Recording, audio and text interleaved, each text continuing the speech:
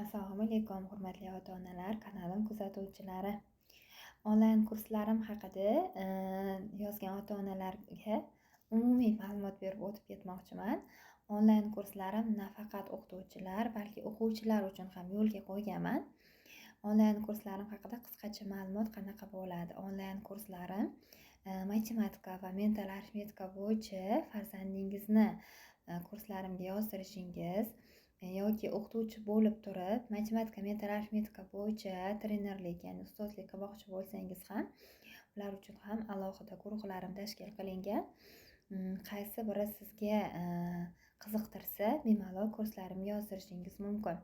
Bolalar uchun qanaqa ishlayman? Bolalar uchun haftada 3 kun 1 soatgacha bo'lgan vaqtda 12 ta darsim bir oy hisoblanadi. Bolalar uchun oylik to'lovi 300 ming so'm. Agar farzandingizni yoningizda turib darslarimga qatnashishni xohlasangiz